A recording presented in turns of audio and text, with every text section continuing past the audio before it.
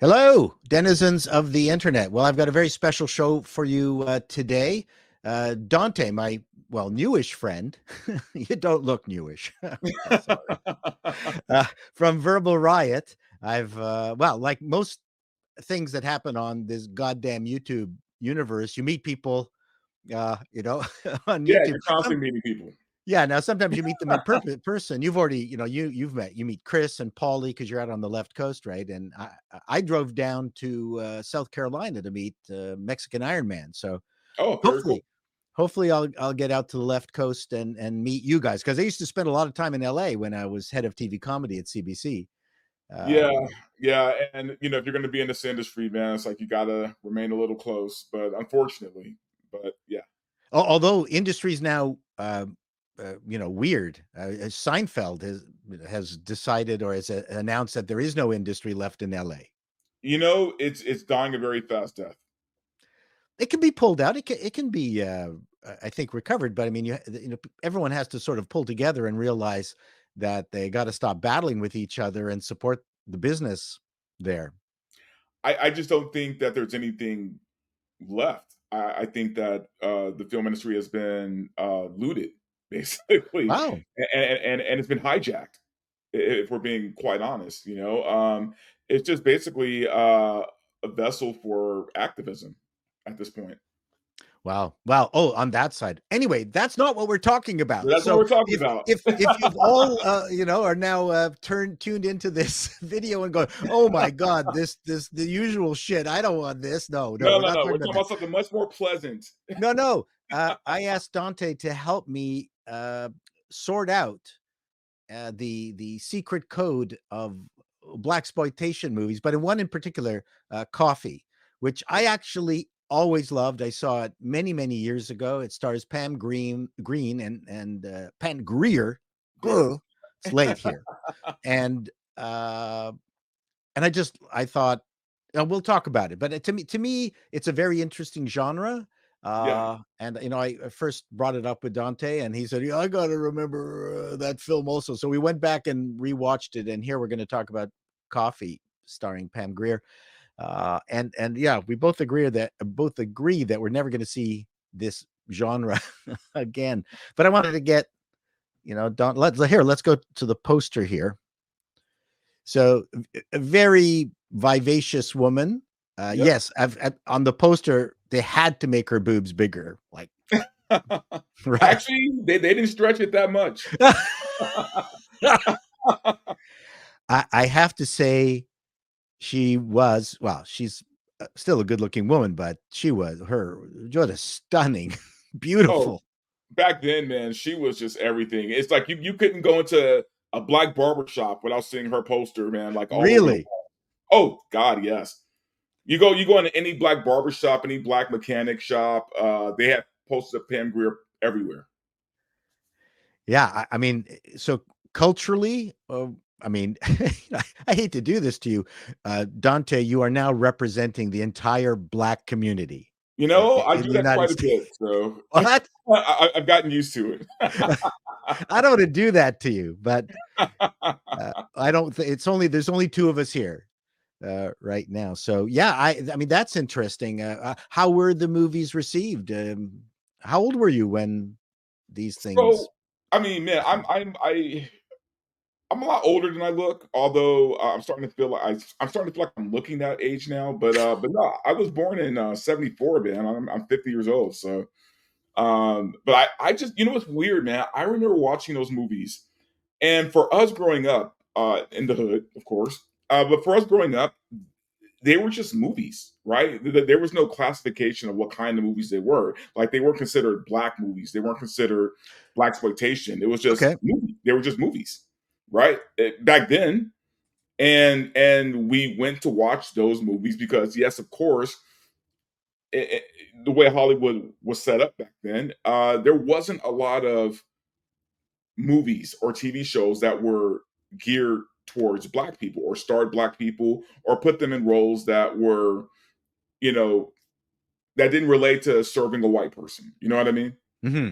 So there wasn't a lot of that back then. So when these movies hit, it was like it was a big deal because it's like for the first time. And by the way, this is back when representation did matter quite a bit Hmm. because there was nothing like this in the theaters or on TV. So it was pretty important. And but no, but even taking that aside, it wasn't just that it was important. It was just entertainment. It was our entertainment. It was a chance for us to get away from the Sure. stress of the world and go watch a movie. And those were the movies that we chose to go watch. And I remember watching these movies at drive-ins with my Hmm. parents. You saw this movie with your parents? I don't know if I saw Coffee, but I do remember seeing quite a few Okay. Blaxploitation films like with my family at drive-ins. And so you rewatched it, right? Oh, of course. Yeah, I watched it a couple of days ago, and it still holds up. I, It I still holds up. you know what? I thought it more than held up Yeah, because when I first saw it, I had this notion of the cheesy kind of cheap movies of its era. sure. I was caught up in this way more this time. I maybe again it's an age thing, but when there's violence against a woman, and I'm not going to use the R word. It really hits you, and she was threatened with sexual violence, Yeah, and she got out of it by blowing the dudes away. And you know what, I reacted to this better in many ways. To me, this was a richer, deeper experience than I anticipated. It was a much better movie than I kind of remember it. Notwithstanding that I thought uh, Pam's performance was up and down. Like sometimes she was very stiff, but other times I thought she worked really hard. But she was new. This was like one of her first films, right? pretty much. Yeah. So, but she I, was I I think I think this came stunning. before Foxy Brown. Yes, it did. Yeah, Yeah. yeah. Yeah, so okay, so yeah, my impressions are the same as yours. It's way better than I anticipated, like all the way through. And the other actors were fantastic, and it was a terrific cast. Yeah, and you know what it is? It's just like back in those days, man, especially in these kind of movies, and especially for this movie in particular, it's like they just weren't afraid to go there, man. They weren't afraid to Boy, no. cross the line and you know. Wow. And I gotta respect that. It's just it was just raw. It was raw. Yes, it was. And honestly, it was gutsy, to be honest with you, to do some of the things that they did. And you can't do that anymore, man. You can't make a movie like this where, you know, yeah, a woman is, you know, about to be assaulted in that way that I'm not going to mention either. Right. But yet at the same time, show a vulnerability, but at the same time a strength at the same time. Hmm. It's just it's hard to convey that now. You know what I mean? Because now Yeah. there has So to be a message attached with it. for those of you who haven't seen the film, I recommend you go. It's on Tubi for Yes. free, like all of them. Uh, I really did love this film. I mean, I can't tell you. And I found out later that Tarantino actually this was his one of his top 10 favorite Oh, films. I could see that, man. Tarantino's a big blaxploitation guy. And this is up there. And it's funny because it's one of the ones that was not directed by a black director. This was I wanted to bring that up later. Let's oh, save that. yeah, we'll save that. Let's save that. That's actually one of the things that I want to talk to you about. Um, because there weren't a lot of black directors at the time, right? No, I mean you had your guys like Melvin Van Peebles, Right. who did Sweetback, which was legendary blaxploitation film. What's his name? Gordon Parks. I think he did Shaft. Hmm. Yeah, Gordon Parks, who did Shaft, and his son Gordon Parks Jr., who did Superfly and Three the Hard Way. So that's pretty interesting, So actually. the story of this, do you want to tell the audience what the I mean, it's a pretty simple Oh yeah, very setup. simple story. It's a story about a nurse who her sister was OD'd or got hooked on smack, Right. as they called it back then. Got Oh, hooked you're on, so old, I Dante. know, You're right? so old school. Got hooked on the smack, and she's just on a revenge tour, man. She's Yes. basically trying to get all the pushers, Who all the got her dealers, hooked? Yeah. all the pimps that were involved in her sister ODing, and there's your story. That's it. Yeah, That's it. they were all very simple stories. And what was interesting is that she had to kind of learn to be a killer because she was a nurse. Yes, yes. And she fumbled at the very beginning, but then as the movie goes along, she gets, mighty handy with a gun. Yeah, very much so. And but no, it's just a very simplistic story, but it's a very fun ride along the way. And that's what makes these movies so good. Is Oh, that and they the don't scene with overcomplicate the plot. Sid Haig, that was pretty scary. Yeah, yes, definitely. There were a few of them actually, Oh but yeah. and definitely some really uncomfortable scenes, Yes. like not just the assault stuff, but like even just the drug use stuff was a Yeah. little uncomfortable. Yeah, it was. And just, well, tons of gorgeous women Oh, yeah, prostituting themselves. I mean, the movie had a lot of women acting as prostitutes. yeah, yeah, and showing boobs. Yeah, quite a lot of cleavage. Revealed cleavage was in this movie. So, if you're a young man and you just wanted a little bit of excitement, then this would be your trick, right? And Forget about surprisingly, it's free on Tubi. yes, forget about flipping through National Geographic when you're young. Uh, Yeah, just I remember those days. check out Coffy. I I I really was amazed at how the actors, well, mostly the black actors, were, maybe I'm saying this wrong, were willing to play really awful people.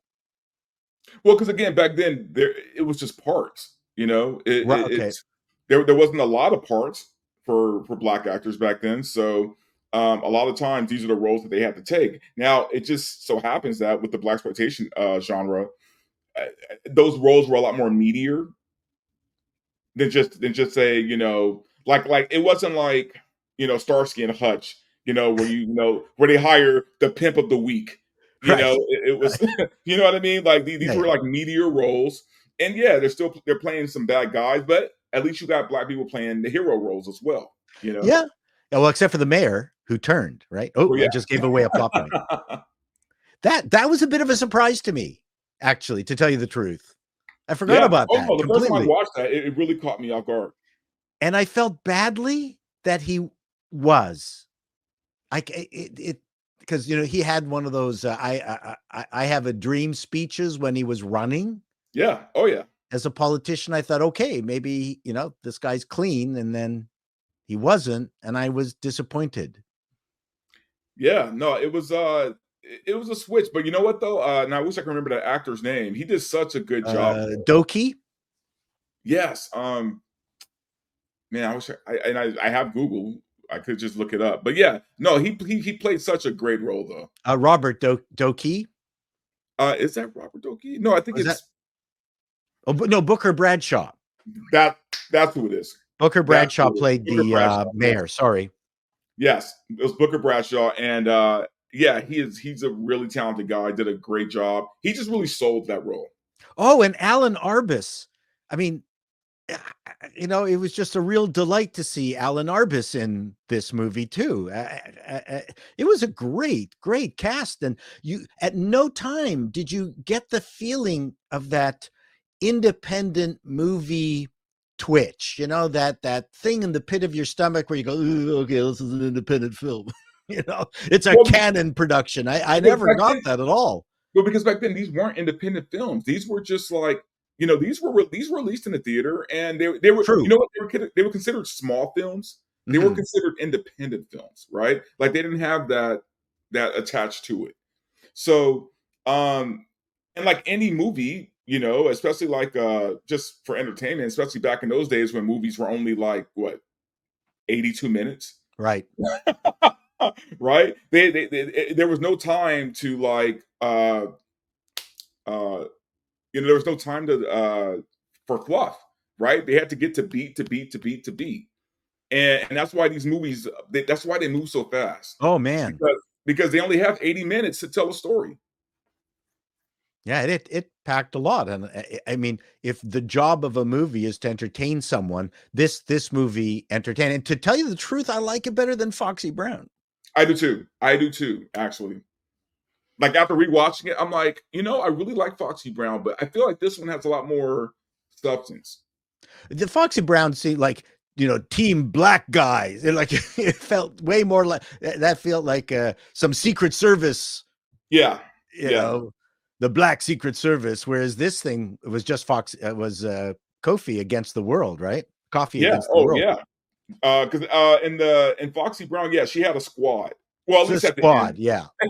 At least at the end, she had a squad. And yeah, no, this one she was on her own, man. And just one woman on a revenge trip.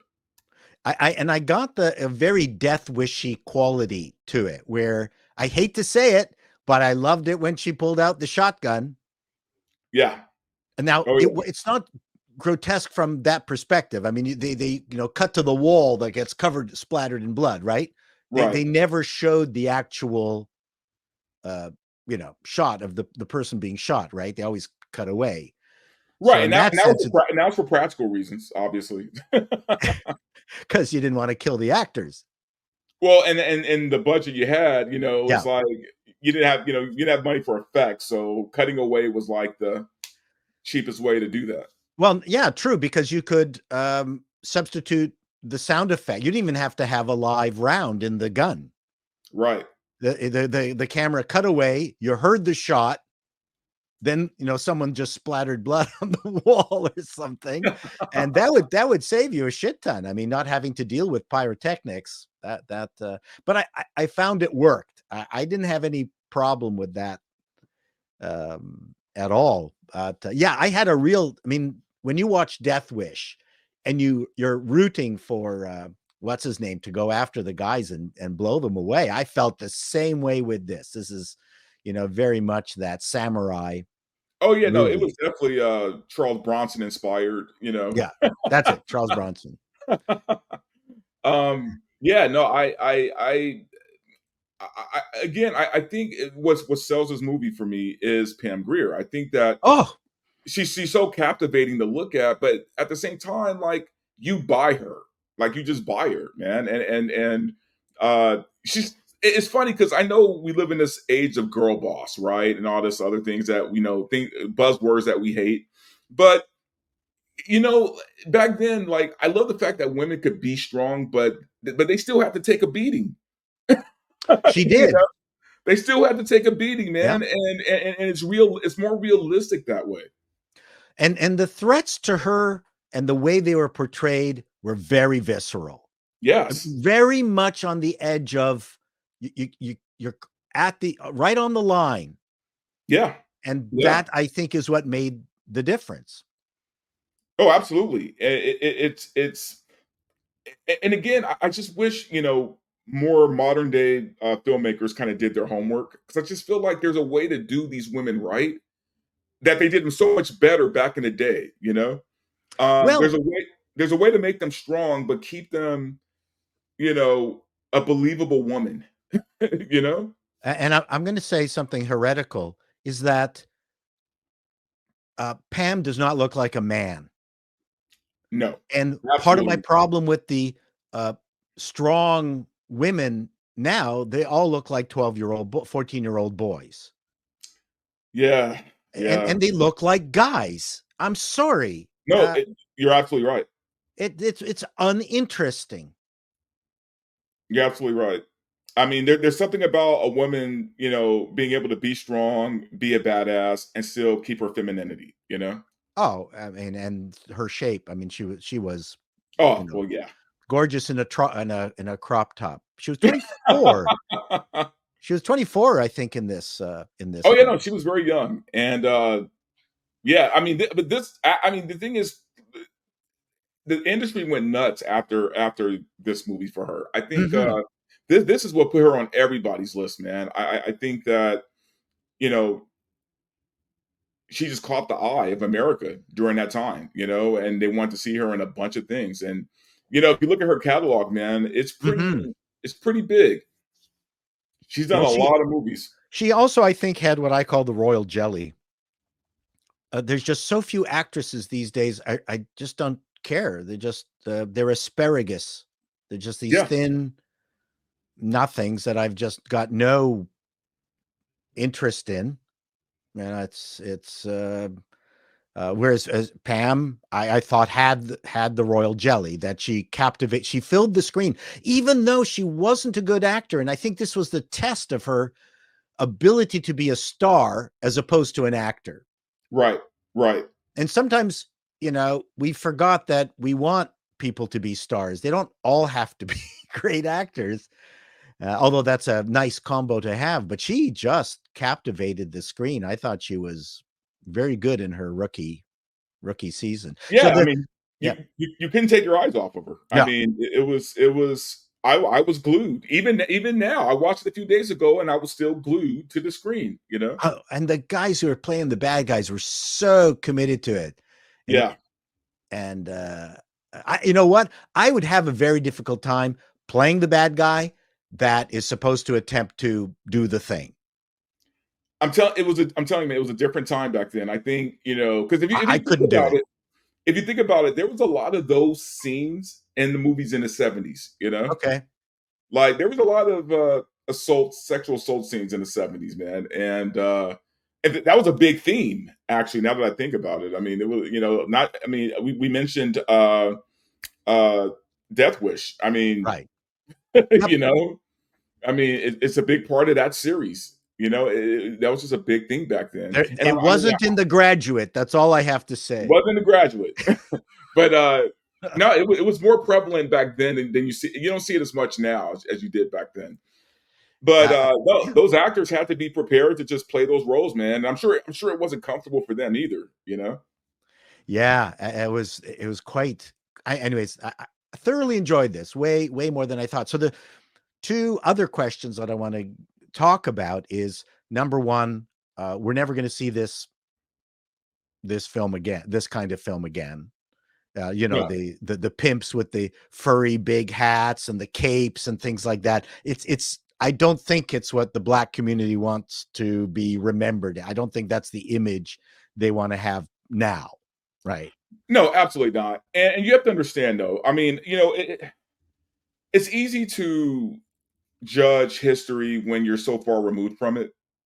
You know what I mean? See, back then, I'm not going to say like they were the good guys, but at the same time, back then, especially with the Blaxploitation genre, there was one common theme throughout every or nearly every Blaxploitation film back then, which was this idea of the man, right? And it was Mhm. always this white dude in a white suit, right? You never see his face. You just Yes. see the white suit. You see the diamond ring, and that was the man, right?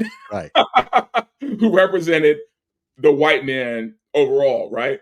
And so he was the common enemy. And so yeah, even though you had these pimps, right, who were not good people, and you had these hustlers, right, but they would always team up to fight the man, right, who was Mhm. the real enemy. So even though these guys weren't good people, in a way they kind of were like the heroes of the films. You know what I mean? Yeah. In a lot of ways. It was such a different time. And yet, no, we cannot ever do that again, unfortunately. Number one, because we're too soft now as a society. But also number two, obviously I get it. You want to move away from stereotypes, you want to move away from that. And I do completely get that, right? And the gangs look different now. Oh God, yes, man. They don't look like the gangs of the Warriors anymore. No. It's like we don't understand nuance Sure. either anymore. So it just be hard to do those movies where number one, the culture has changed, but number Yeah. two, filmmakers don't have the nuance they had back in those days either. You know? So let's talk about the filmmaker then. I'm wondering, why is it that it has been mostly white directors and writers who made these blaxploitation films, including Tarantino. Yeah. You know? who did his version with Pam Grier. So what's it with white dudes who want to make blaxploitation films? Now Well, I that think being said, Jack Hill right, had a terrific resume of horror. I mean, like, apart from being white, he clearly knew the genre because he was making a ton of movies in that violent horror exploitation genre. right. Yeah, So no, what's with these white dudes who want to do this? he wasn't a stranger to exploitation, and I think Right. moving into blaxploitation wasn't really a hard transfer, you know? I think I yeah, and I think, you know, Jack he did Foxy as well, if I'm not Yes, yeah. he did. So, number 1, he probably just really liked working with Pam Grier. I And wonder if there was any friends and benefits to that relationship. I mean, who could blame him, man? I No. mean, you know, if I was a director, I would choose Pam every time. But but but no, you know, I think he saw something in her, and you know, I mean, I think the reason why there were white directors and writers for these movies was because there was work there. You know, like there was work there. There wasn't a lot of black filmmakers back in those days. So, and you have to remember, some of these movies were put up by, you know, some pretty big studios, man. I Mhm. think they were backed by like Warner Brothers and some of the other ones. Like I mean, obviously they were offshoots, but they were backed by money. So I think that that comes with it. Is, you know, yeah, not every movie is going to be directed by a black director or a black writer. I mean, at some point, watching this, I thought, okay, at what point did the entertainment, the black actors in the entertainment community in LA go, hey, you know what, we need to start making our own films? Well, that's how blaxploitation started. It started because we just, you know, black people weren't seeing themselves enough on screen, and we decided. I mean, if you watch the Dolomite movie, you know, I mean, Rudy Ray Moore, who plays Dolomite, who created Dolomite, uh, that's why he did what he did. That's why we Mhm. have Dolomite, because he was like, you know what? How come we don't have our own stuff? How come we don't have our own movies, right? That we want to go watch. But a director and production staff and things like that. Yeah, and he had a all black staff, which was Mm. crazy, which made Dolomite even crazier. But I mean, if you watch it now, it's so badly made. It's so bad, man. There's a scene in Dolomite where you could see like the mic boom. I mean, it's really bad. But but you know what? He put up his own money. He hired Mhm. his own crew, and Yeah. they got that movie made, man. And the rest is history. Well, and that's really the key is you got to get the movie made. That Yeah. that's all there is to it. Yeah. So I mean, I guess where I'm coming with was, I mean, you're not old enough maybe to have been part of the establishment in Hollywood, but I mean, was there any kind of pushback after Jack did the fifth black exploitation movie? Did anyone Oh put a no, hand dude. on his shoulder and go, Jack, take a break, No, please? no, No. there was none of that. You know Okay. what's funny is I don't even think like black people just cared that they saw themselves on screen. Okay. They didn't care who made the movie, Hmm. right? They do It care was now, which I don't think is a irrelevant subject. I mean, no. It's but here's the difference is black people wanted to be entertained back then. So and they wanted to do that, but they also want to see themselves on screen as well. But there wasn't this thing that there is now, right? Where now boxes have to be checked, right. right? They didn't have that back then. Back then, they just wanted to see black people in a movie. So One step at a time. so Jack Hill directing it. What's funny is back then, if you were to ask, probably most black people didn't even know Jack Hill directed the movie, True. right? Like they didn't pay attention to that stuff, man. They weren't as savvy as we are now when it comes to film and who's directing and what production company and what distribution. They didn't care about all that back then. Yeah, it fit his catalog of movies. Yeah, yeah, So you couldn't fault him for not having the experience being the right person at the right time to be able to pull this off. I mean, you know what's funny, man? It's like, you know, The Wiz is one of the most beloved movies in the Black community, you know, especially growing up back then. Like, The Wiz was everything, man. And it was directed by Joel Schumacher, Mm-hmm. right? I I didn't mean, know it that wasn't directed by a Black guy, you know, but we didn't care. We just loved The Wiz because it had Diana Ross. and Michael Jackson and, you know, Nipsey Russell and Richard Pryor, you know. So that's what we cared about. Yeah, I think, you know what, sometimes we joke about representation, but as a Canadian, we're very quick to point out every single Canadian actor in an American movie.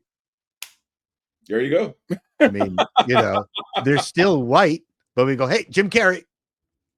Oh, look at that. Michael J. Fox. Hey, Yeah, no, there is validity to that, Raymond man. Burr.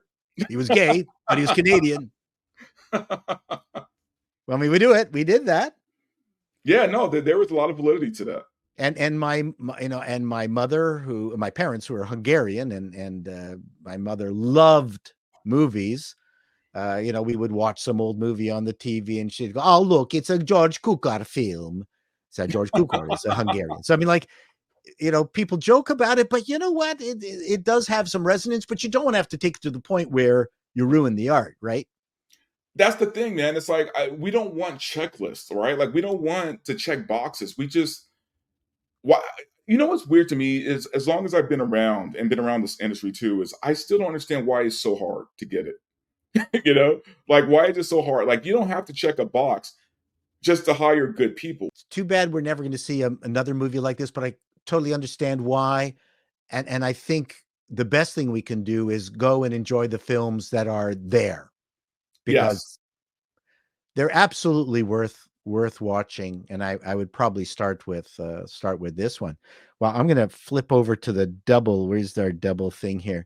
I'm going to call this quits on this. And thank you so much. I mean, is there anything else that you wanted to mention about the movie or whatever?